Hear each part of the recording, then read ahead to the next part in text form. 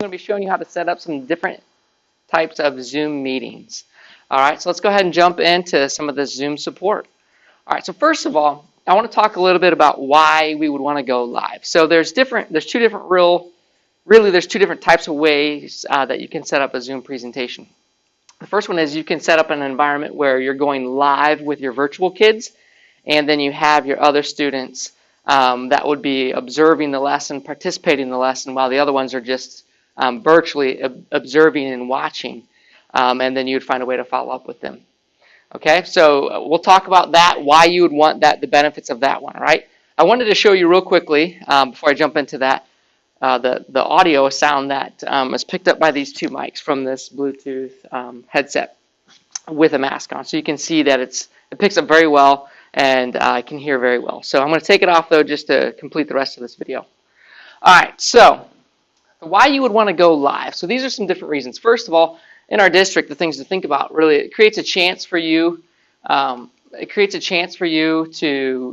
build community daily. We know that we want to be interacting with our kids every single day. If we're not doing that, that's definitely something that we want to be able to do, have those daily interactions with kids. It allows us to build a community of learners inside of our classrooms. The next thing, it allows us to move faster in our instruction. So if we do just a flipped model where we're instructing just 2 days and then we're doing basic review and minimal check-ins on the other 3 days, then we're really not going to be able to move through that instruction as quickly as we could if we actually had more opportunities to go a little bit live with kids. Maybe not all the time, but opportunities to go a little bit more live with them. It creates a chance for you to check in and support students learning independently. So, immediately following a live session, you could have like a follow-up with the ones that are attending virtually. Next thing is it reduces the gap in learning. So I know that some kids may or may not watch the live video, and they may not watch the recording. But the same thing is true if I'm just having them do watch videos on a flipped classroom. The same types of things happen. So what it does is it allows me to check in more regularly with kids. So it really reduces that gap in the learning that happens so often when you have more remote times than actual times with kids in front of you. The next thing, it allows us to meet all the district expectations that are out there, where we're consistently meeting with kids and having those daily interactions with them. Most important, it's going to provide the best learning opportunity for Creekview students. That's really what it's all about, is how can we create the best learning environment for our kids, because essentially that's really what we want. All right, so that's really the why we would want to go live, because going live is, it is scary to do what I'm doing right now, to talk to you and to have other people, glimpsing into our classroom settings. But it's something that ultimately is very powerful for student learning. So the next thing is going live for instruction. So who would want to go live for instruction, or what could that possibly look like? First of all, you'd go live for instruction if you just wanted to teach a basic mini lesson to your classroom. A mini lesson on a standard, a close reading would be another piece that I would put right here, pretty synonymously with that. If I'm doing some sort of novel text, or reading a novel, those kinds of things. So if you're doing some sort of mini lesson, that'd be a great thing to allow kids to kind of just jump in, see it organically happening, hear the interactions with their classmates that they don't get to see on those days that they're not there at school. The next thing is a read aloud would be a great opportunity for this. I'm looking at it just from the ELA lens. Obviously, for mathematics, science, social studies, you could do demonstrations, you could do math problems, you could do all sorts of things. You could show them how to read maps, you can show them how to change the states of matter. Whatever your standards may be, you have opportunities to do those kinds of things. And it gives you an opportunity, it's meeting with your virtual learners. That's really, how you would go about doing this, or why and what and who would go about doing those kinds of things and why they would do it. So let's talk a little bit about the basic setups for a Zoom without the demonstration. So if I'm going to do a Zoom and I'm not going to have a live session where I'm actually teaching something, this is what it'll look like. Basically, for example, the way this would be applicable is if you're thinking about setting up a Zoom session in order just to check on your independent learners. What are they doing while they're at home? Are they completing their work? Do they need some extra help? Basically, those office hour types of things that you have more scheduled, more planned, more methodical with that. The way that you set those kinds of things up is you're going to open up the Zoom meeting on your iPad or your laptop. So you can do it on your iPad or your laptop because it's just going to be you and the virtual learners. Your students that you have in your classroom, they're either going to be at Unified Arts, Recess, or they may even be working independently on a task that you have them set up. So there's lots of different ways that could look. Those are just a couple examples. The way that you're going to do that is open up that Zoom meeting. You'll use the Zoom app on the iPad that you'll have from the district. And the one thing to really note, though, if you do want to record any of these sessions that you're doing without demonstrations, if you want to record, some feedback you're giving to a kid or some check-in, you can't do that on the iPad. You have to use your laptop. So if you do plan on recording, ensure that you use your laptop versus your iPad. If you need to, hook up your Bluetooth mic system. So if you're going to be moving around or you have your mask on, great to do. But if you're not going to be far away from your computer, you could have your mask on and they'll be able to hear you just fine up close. But if you're moving further away, if you're more than 5 feet away from your iPad or your laptop, probably about 3 to 5 feet is the range, you really do want to use that mic. That mic does make a big difference on that. We'll talk about what that looks like here in a second. Now, I talked on this one if you're not doing that demonstration. So if you're not doing a mini lesson, if you're not doing a close reading, if you're not doing, map skills, if you're not doing those kinds of things, you're just meeting with kids, just giving them feedback, just checking in with them. You're going to do a Zoom setup without the demonstration. That's what it looks like. That's what you're doing. Now, if you're going to do a live session, I'm going to do a mini lesson, or I'm going to walk kids through strategically how to analyze a text, or I'm going to do a read aloud, and then I'm going to pop up a page or two, and we're going to look for some symbolism that the author put in. Or I'm going to do I'm going to work through a couple math problems. Then I'm going to let my virtual kids try a little bit on their own, and I'm going to leave the Zoom open, and then I'm going to check in with them after I get my other kids off and moving. So there's lots of different ways it could look. But really, when you're setting this up, these are the basic steps. All of this will be given to you. You'll be able to print it off. So first of all, you do need two different recording devices. So you need an iPad, some sort of phone that has the video piece to it. You basically need a second video option. You're going to need your laptop and a phone, laptop and iPad, whatever. You're going to need those two different devices because you're going to have your laptop recording while you have your secondary video actually shooting the picture of you up here talking like I'm doing here. So right now I'm recording through my phone. For this activity right here that you see for this presentation. Whatever phone that you use, whatever that second video option is, you need to make sure that you have Zoom for that. You has to be able to download apps onto it. So iPhones are real nice. You download that app. Obviously, your Androids have access to that as well. You want to take your Bluetooth mic system. You're going to need that. You're going to hook that Bluetooth mic system up to that secondary one. You're going to hook this up to the phone, or you're going to hook it up to the iPad, because that's what you're going to set on a desk in front of you, like I'm doing right now. I'm filming this from a desk in front of me. My mics are hooked up to my phone right now. And you're going to hook your mics up to your phone or your iPad. You're going to have your laptop that'll be setting off to the side, because your laptop's going to need to be hooked up to your projector, okay? And it's hooked up to your projector, that way you can project whatever it is that you're going to be teaching and showing the kids how to do. You want to make sure that it's obviously large enough that they can read it, and those kinds of things are a factor. How close you get the iPad to you, those kinds of things. The one thing to mention is it does take a little bit while to get used to talking to a camera as well as the kids in the classroom, but it is manageable. I've done it. It does work. So you have your laptop, like I said, that's off to the side. The laptop is where you're going to be recording the video, because like I said, you can't record on the phones and on the iPads. If you're showing a PDF or slides, etc., you need to make sure that you hook up your projector. So if you're going to show anything up here, you'll want to make sure that you hook that up. And if you're doing any sort of mini lesson or demonstration, you might have to get closer, or you're going to make sure you have pictures that are up there for that. All right? So you're going to receive this Google Slide show, so you'll be able to print these types of things off here. These are some specific directions for you. So setup details, these are printable. So if you are going to set up a Zoom meeting and you do not plan on doing a demonstration, and again, that is like if you're checking in with kids, or you're giving them feedback, those kinds of things. It's just going to be you, the virtual learners, okay? If you're doing that, these are the directions that you'll want to do. You're going to pair your headphones to your iPad or your laptop if you want to record it. You pair the headphones. You don't necessarily have to use the headphones, only if you need them. Like I said, if you're planning on moving away from those, you'll need those mics. You're going to open up the Zoom meeting with your iPad or your laptop, and then you can perform typical Zoom actions. Pretty basic, pretty easy. If you're going to do a Zoom meeting that has a demonstration where you're doing a mini lesson, you're doing something that's engaging the kids virtually, and you have your other learners in your classroom as well that are doing some of the learning with them.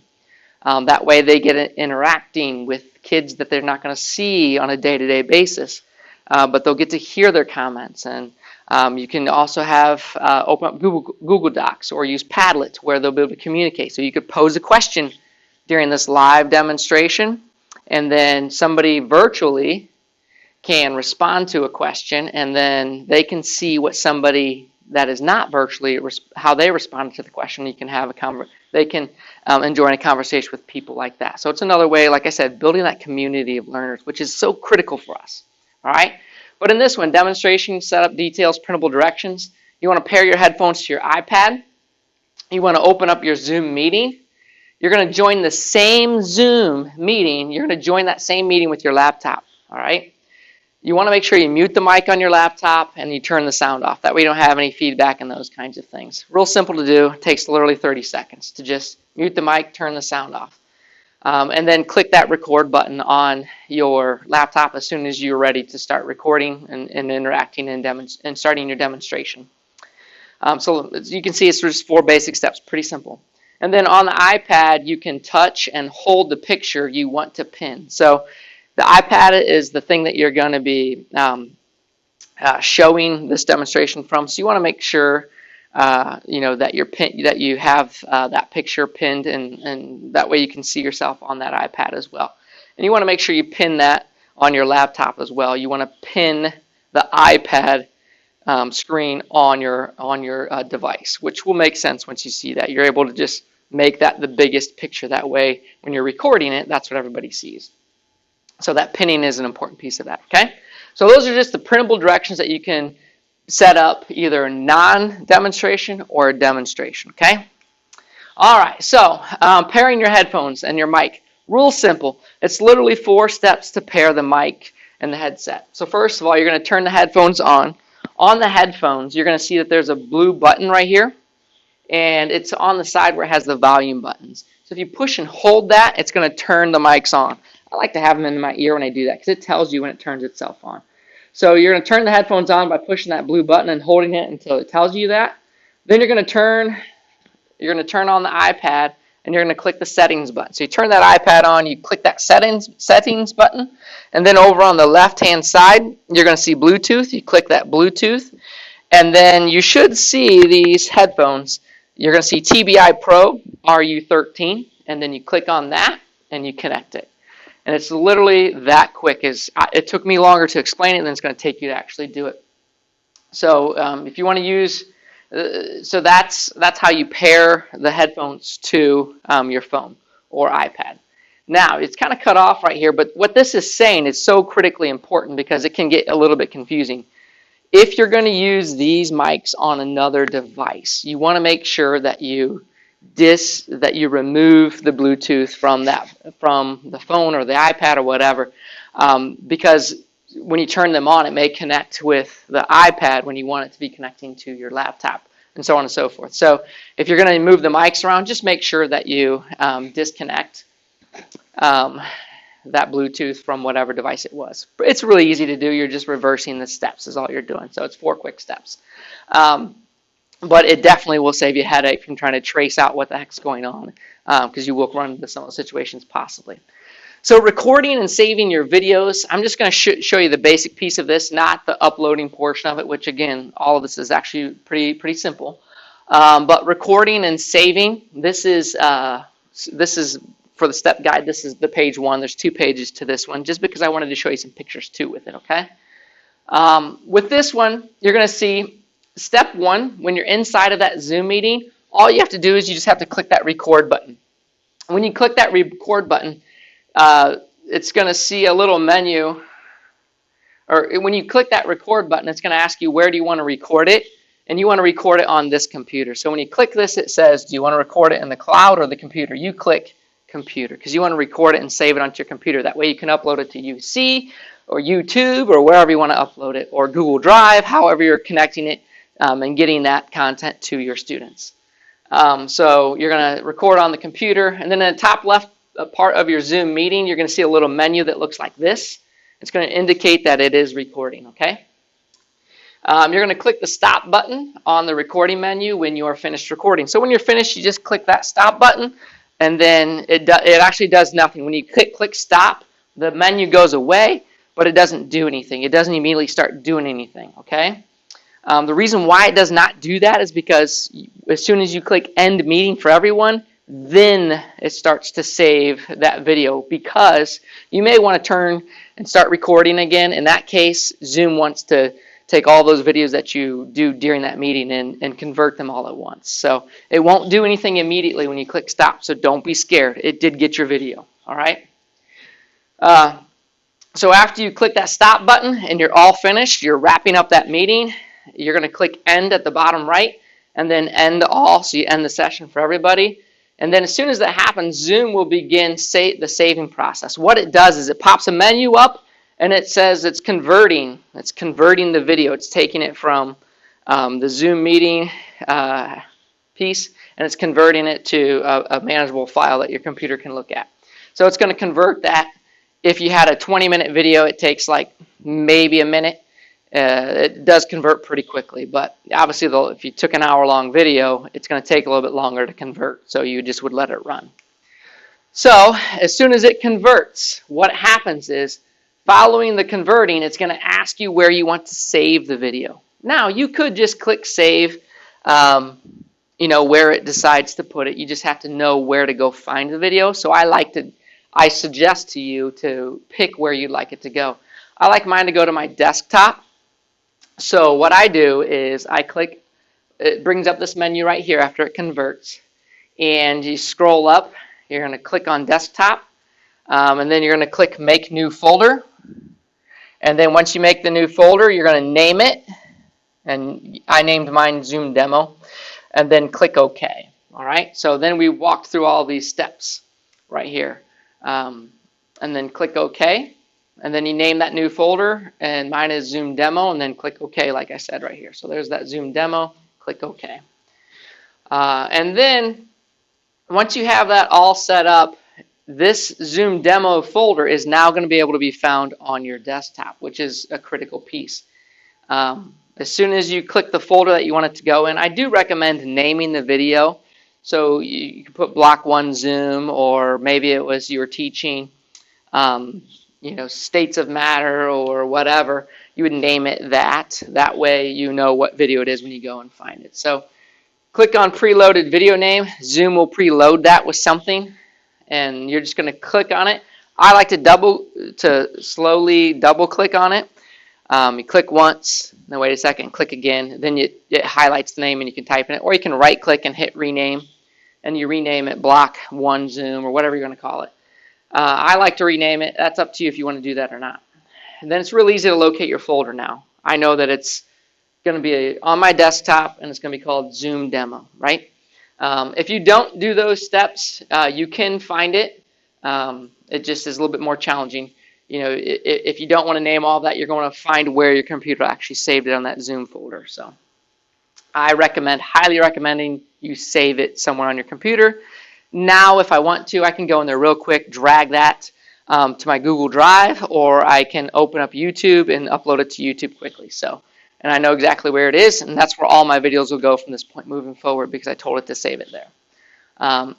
So that's the second one, and that brings us to the end of our Zoom time. And I'm just going to circle real back to the beginning of this, which is going live, which is that demonstration piece.